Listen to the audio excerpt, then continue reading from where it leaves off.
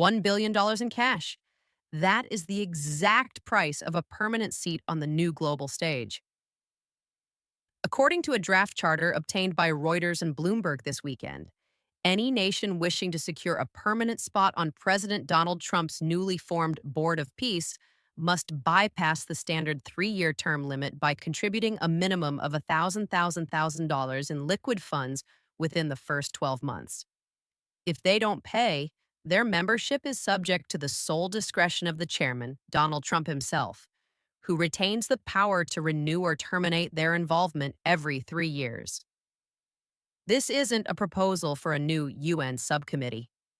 This is the blueprint for a private international governing body with the mandate to oversee the reconstruction of Gaza, the disarmament of militants, and the management of billions in reconstruction capital. While the mainstream press focuses on the extortionate nature of the fee, they are missing the more tectonic shift buried in Article 4 of that charter. The Board of Peace is designed to be a functional successor to the United Nations Security Council in conflict zones. The United States has already sent this invitation to 60 heads of state. The ceasefire in Gaza, which took effect on October 10th, has entered its second phase. But this phase isn't being managed by diplomats in Geneva or New York. It is being managed by a 7-person executive committee that includes a real estate mogul, a private equity CEO, and the former Prime Minister of the United Kingdom. Here's the question no one is asking. What happens to the world order when peace becomes a subscription service with $1 billion entry fee? Welcome back to DC Daily Brief. I'm your lead anchor. If you've been watching the Sunday morning talk shows or scrolling through the digital front pages of the New York Times and Bloomberg today, you've seen a very specific narrative being constructed. The mainstream media framing is predictable. They are emphasizing words like transactional, pay to play, and shakedown. The New York Times is framing this as the ultimate commodification of American foreign policy, an attempt by the Trump administration to sell seats on a diplomatic board like they were memberships to a golf club. But notice what is being ignored in that framing. The media has spent 48 hours expressing outrage over the $1 billion fee, but they have spent almost zero time discussing the functional vacuum the Board of Peace is filling. They are ignoring the fact that the United Nations Security Council has been paralyzed by vetoes for years, effectively making it a graveyard for Gaza peace efforts. They are ignoring the reality that the UN's own funding has been systematically gutted, not just by this administration, but by a growing list of donor nations who no longer believe the institution is capable of delivering results. The narrative technique here is selective outrage. The media is outraged that a price tag has been placed on participation, yet they remain silent on the billions of dollars in dark aid and bureaucratic waste that defined the previous 40 years of Middle Eastern diplomacy. They are also using timing manipulation. By focusing on the $1 billion figure today, they are obscuring the fact that the Palestinian Technocratic Committee, the actual body that will run Gaza, was successfully launched in Cairo on Friday. They are focusing on the money to avoid talking about the fact that the plan is actually moving forward. We aren't here to defend the price tag.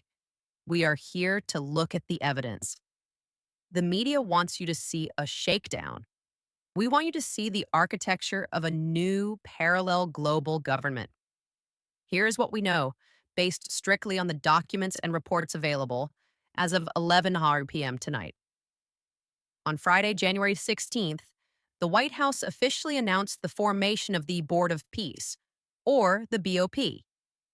This body is mandated by UN Security Council Resolution 2803, which, interestingly, the U.S. allowed to pass in November 2025. We have the names of the founding executive board. This is the inner circle. The chairman is Donald Trump. The members include Marco Rubio, U.S. Secretary of State, Steve Witkoff, U.S. Special Envoy to the Middle East, Jared Kushner, the president's son-in-law, Tony Blair, former Prime Minister of the UK, Ajay Banga, President of the World Bank, Mark Rowan, CEO of Apollo Global Management, Robert Gabriel, Deputy National Security Advisor. The evidence is in the charter itself, first reported by Bloomberg and confirmed by Reuters. Direct quote from the draft: each member state shall serve a term of no more than 3 years from this charter's entry into force, subject to renewal by the chairman. The 3-year membership term shall not apply to member states that contribute more than USD $1,000 in cash funds to the Board of Peace within the first year. There is no ambiguity here. This is a tiered membership system. Membership, the timeline of events is equally critical. On October 10th, 2025, a ceasefire took effect in Gaza. On January 15th, 2026, Trump announced the formation of the board on social media, calling it the greatest and most prestigious board ever assembled. On January 16th, the 15-member Palestinian Technocratic Committee, led by Ali Sha'ath, held its first meeting in Cairo. On January 17th, the $1 billion fee was leaked to the press. We also have confirmation of who has been invited. The administration has reached out to approximately 60 nations. Argentina's Javier Milei and Albania's Edi Rama have already confirmed their acceptance. Canada's Prime Minister Mark Carney said he agrees in principle, but is questioning the financing and scope. Pakistan, Jordan, Greece, and Cyprus confirmed they received invitations on Sunday. Now let's look at what we don't know yet. First, we do not know the legal status of the International Stabilization Force, or ISF. This is the military wing of the board, led by Major General Jasper Jeffers. The charter is vague on who provides the troops. Second, we do not know if the $1 billion fee is a one-time payment or if it grants a permanent seat for the duration of the board's existence.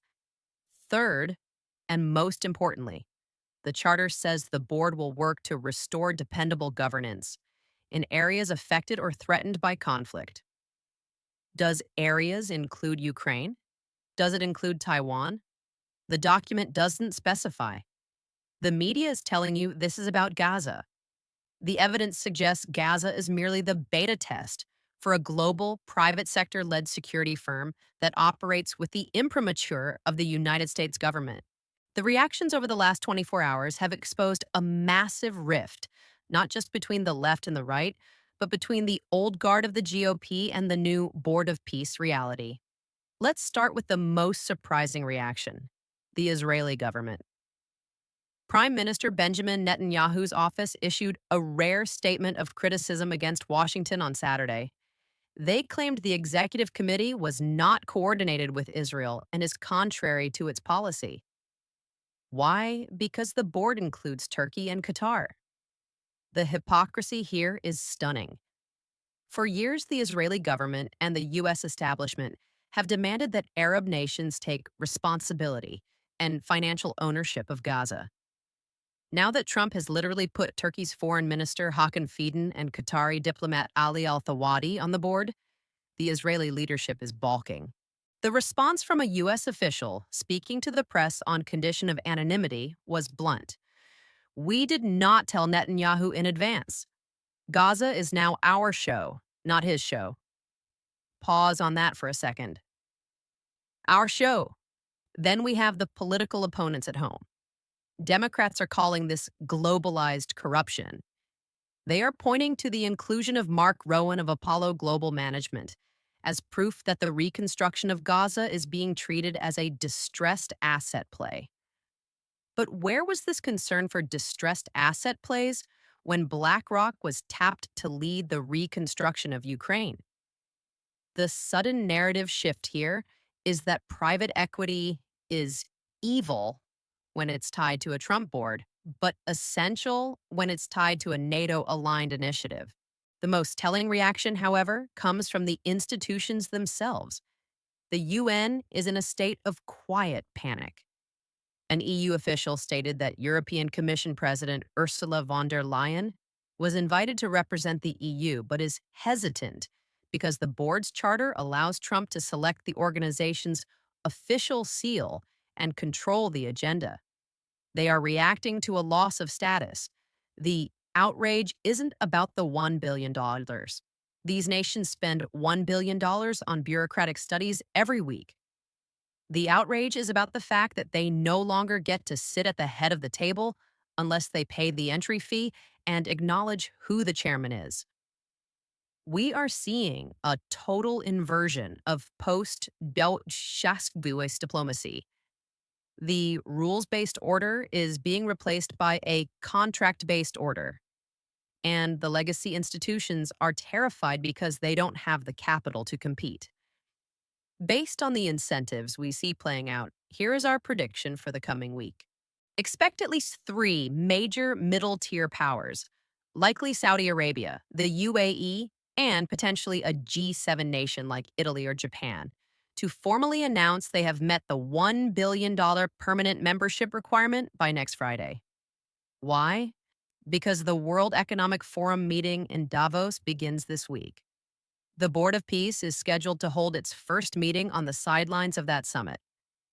For a nation like Saudi Arabia, $1 billion is a rounding error. What they are buying isn't just a seat. They are buying the right to be founding members of whatever comes after the United Nations. Watch the media narrative shift within 72 hours. Right now, the story is Trump's $1 billion shakedown.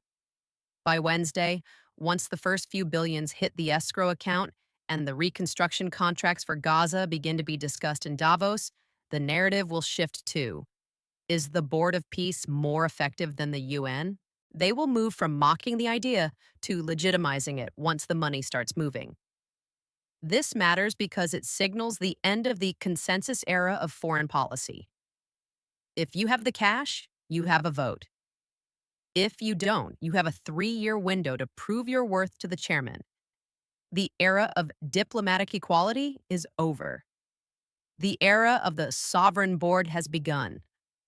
What we've broken down today isn't just a news story about a fee.